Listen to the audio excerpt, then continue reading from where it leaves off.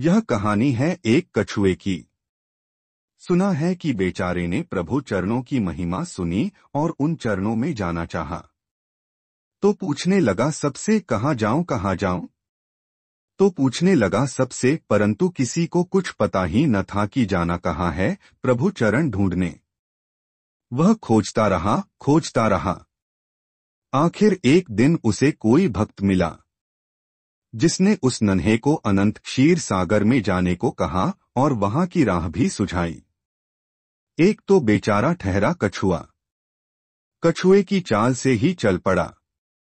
चलते चलते चलते चलते सागर तट तक भी पहुंच ही गया।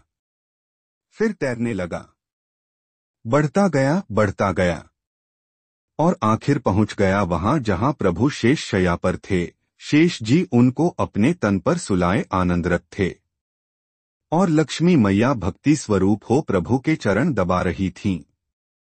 कछुए ने प्रभु चरण छूने चाहे, पर शेष जी और लक्ष्मी जी ने उसे ऐसा करने न दिया। बेचारा तुच्छ अशुद्ध प्राणी जो ठहरा, बेचारा, उसकी सारी तपस्या अधूरी ही रह गई। प्रभु सिर्फ मुस्कुराते रहे और यह सब देखते नारद सोचते रहे कि प्रभु ने अपने भक्त के साथ ऐसा क्यों होने दिया। फिर समय गुजरता रहा। एक जन्म में वह कछुआ केवट बना। प्रभु श्री राम रूप में प्रकटे, मैया सीता रूप में और शेष जी लखन रूप में प्रकट हुए। प्रभु आए और नदी पार करने को कहा, पर केवट बोला, पैर धुलवाओगे हमसे तो ही पार ले जाएंगे हम।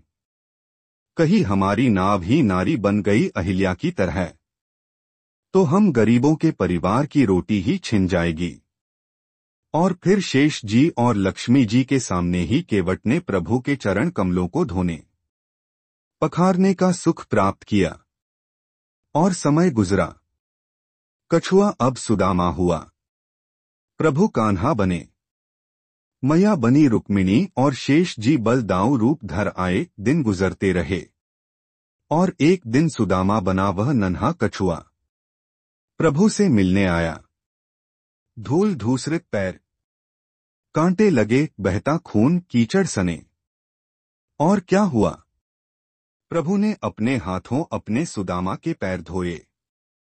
रुक्मिणी जल ले आईं और बलदाऊ भी वही बालसखाओं के प्रेम को देख आंखों से प्रेम अश्रु बरसाते खड़े रहे।